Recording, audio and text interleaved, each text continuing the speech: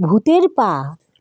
ধরো এমন যদি হয়, ভূতেরা সব দিল ভীষণ আড়ি, থাকবে না আর গাছের ডালে কিংবা বসত বাড়ি। হাসছ কেন হি হি করে, এমন হওয়াও নয়কো বাড়াবাড়ি। দূর আকাশে চালায় তারা হাওয়ায় ভাসা গাড়ি।